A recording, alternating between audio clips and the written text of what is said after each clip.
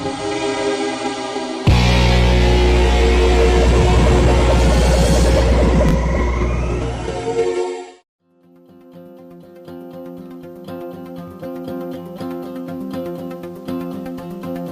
ditemukannya gramofon, era perekaman dan audio elektronik equipment pun dimulai. Munculnya artis-artis pertama di dunia entertainment semakin mendorong perkembangan perlengkapan audio menjadi semakin pesat. Orang berusaha membuat penguat audio yang semakin baik dan bagus untuk berbagai keperluan, diantaranya adalah untuk keperluan public address dan entertainment. Rancangan amplifier pertama Lee De Forest dikembangkan orang agar bisa lebih baik dan lebih mampu dalam menguatkan sinyal-sinyal audio. Maka hingga hari ini telah dikenal beberapa sistem penguatan audio power amplifier, diantaranya adalah sistem OT, OTL, OCL, dan BTL. Apa itu OT, OTL, OCL, dan BTL?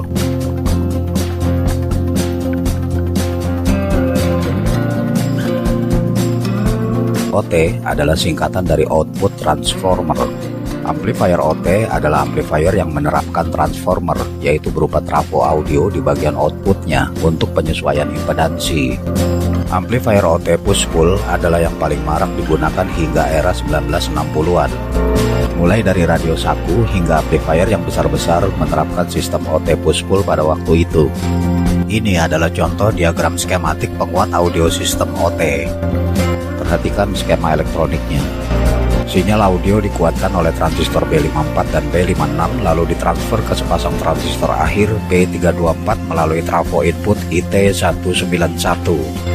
Dua transistor akhir bekerja dalam mode push-pull, di mana setiap transistor menangani setengah belahan gelombang. Gelombang sinyal audio diumpankan ke trafo output OT191 yang gulungannya terbelah. Hasilnya muncul di gulungan output secara utuh. Ini adalah contoh lain rangkaian amplifier OT dengan transistor NPN. Trafo input menggunakan IT426 dan trafo outputnya OT426.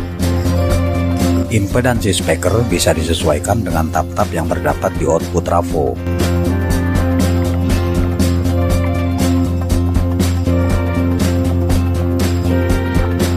Sistem OT mempunyai kelebihan-kelebihan, diantaranya adalah: yang pertama, sistem ini lebih efisien dibandingkan dengan sistem OTL atau OCL karena bisa diterapkan untuk kelas B.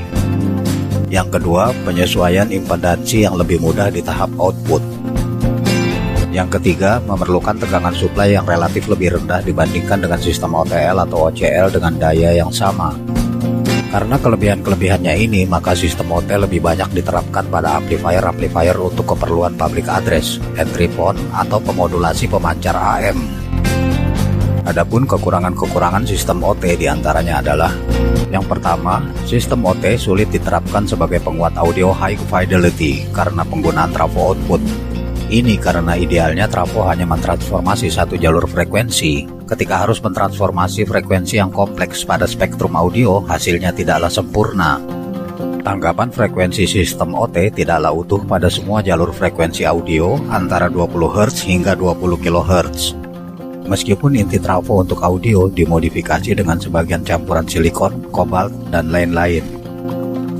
Yang kedua, cacat linear sistem OT lebih besar daripada sistem OTL ataupun OCL karena penerapan kelas B. Itulah sebabnya sistem ini tidak direkomendasikan untuk audio entertainment.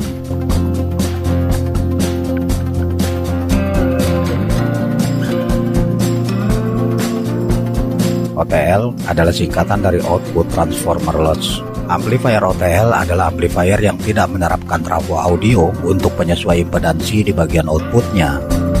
Untuk mengkoppel sinyal audio ke speaker digunakan kondensator berkapasitas besar. Amplifier OTL menggeser sistem OT dan sangat marak pada era 1970-an. Ketika teknologi pembuatan IC berkembang, amplifier OTL untuk berbagai kemampuan daya dibuat dalam bentuk IC, dari yang mono hingga stereo.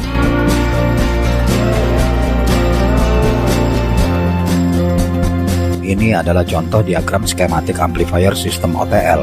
Ciri khasnya adalah menggunakan power supply tegangan tunggal dan ada output kapasitor besar di jalur keluaran ke speaker. Titik X adalah titik tengah rangkaian. Di titik ini ada tegangan DC sebesar setengah kali tegangan suplai. Jika tegangan suplai 35 volt, maka tegangan di titik X ada sekitar 17,5 volt. Trim pot 47 kilo digunakan untuk menyetel besar tegangan di titik X.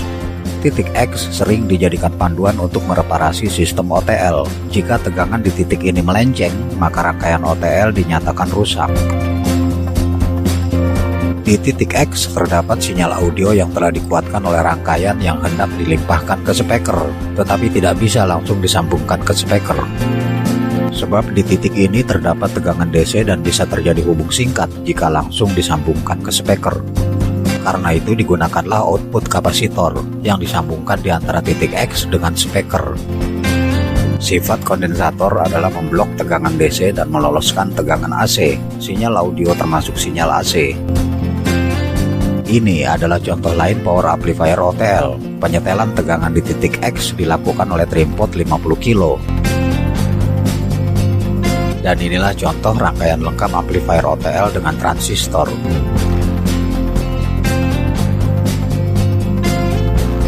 Dan ini adalah contoh amplifier lengkap sistem OTL yang menggunakan IC audio.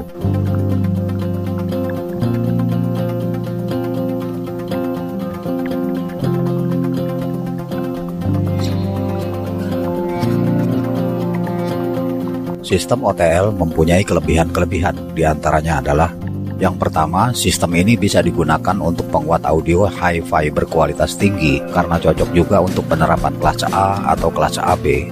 OTL mampu mereproduksi audio secara utuh mulai dari 20 Hz hingga 20 kHz karena tidak lagi menggunakan trafo output. Yang kedua, cacat linear sistem OTL relatif lebih rendah dibandingkan dengan sistem OT. Karena kelebihan-kelebihannya ini, maka sistem OTL lebih sering diterapkan pada amplifier-amplifier untuk keperluan home entertainment, terutama di masa yang lalu.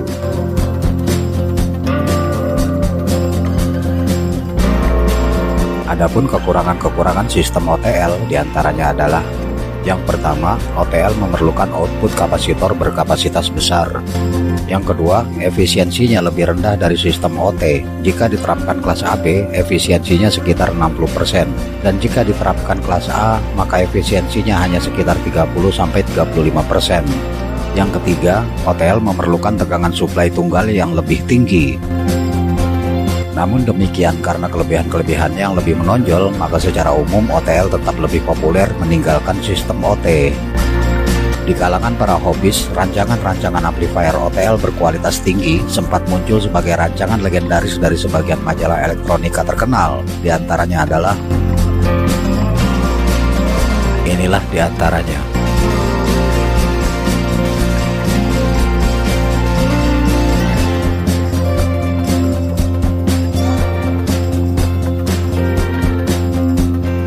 Sampai di sini selesai dulu ulasannya.